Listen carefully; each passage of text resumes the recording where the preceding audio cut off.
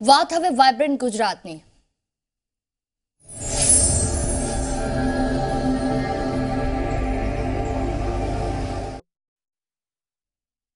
તો ગાંધીનગરમાં vibrant Gujarat summit અંતર્ગત કાર્યક્રમ યોજાશે, ત્યારે પ્રદૂષણ નિયંત્રણ માટેની કવાયતના ભાગરૂપે MOU કરવામાં આવશે। વેરાવળના વાપી સુધીની પાઇપલાઇન નાખવામાં આવશે। કેમિકલયુક્ત પાણીને ટ્રીટમેન્ટ કરીને દરિયામાં છોડવામાં આવશે। મુખ્યમંત્રી રૂપાણીએ આ કાર્યક્રમમાં હાજરી આપી હતી। સાઉથ એશિયા સાથે પોલ્યુશન કંટ્રોલ બોર્ડે MOU કર્યા છે। પ્રદૂષણ નિયંત્રણ અંગેના આ કાર્યક્રમમાં તમામ લોકો જોડાયા હતા।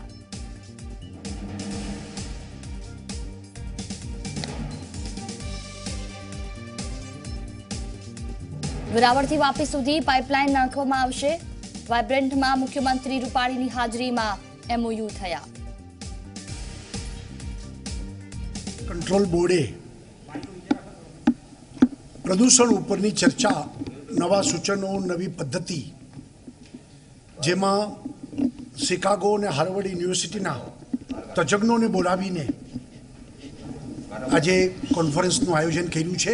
પર્યાવરણની જાળવણી થાય, ટેક્સટાઇલ, કેમિકલ, પેટ્રોકેમિકલ, આ બધી ઇન્ડસ્ટ્રીઝની સાથે પર્યાવરણની પણ જાળવણી એટલી જ જરૂરી છે।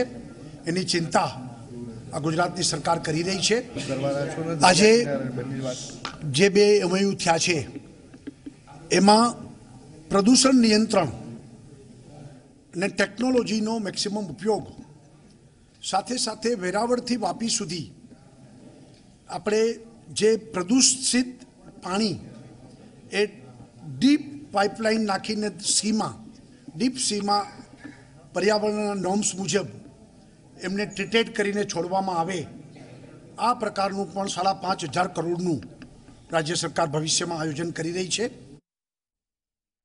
ન્યાજ વિશે વધુ વાતચીત કરવા માટે ગાંધીનગરથી કોરેસ્પોન્ડન્ટ હિતલ પારેખ અમારી સાથે ફોન લાઈન પર જોડાયા છે। હિતલ, વાઇબ્રન્ટ ગુજરાત સમિટ અંતર્ગત કાર્યક્રમનું આયોજન કરવામાં આવ્યું હતું, જેમાં સાઉથ એશિયા સાથે MOU થયા છે, જે ગુજરાતને શું ફાયદો કરાવશે આવનારા સમયમાં? જી, ચોક્કસ એવું કહી શકાય કે આ વાઇબ્રન્ટ ગુજરાત પહેલા પ્રી ઇવેન્ટ યોજાઈ હતી અને એ અંતર્ગત જે એશિયા પેસિફિક સાથે MOU થયા છે તેમાં પ્રદૂષણ નિયંત્રણ બોર્ડની ભૂમિકા મહત્વની બની રહેશે।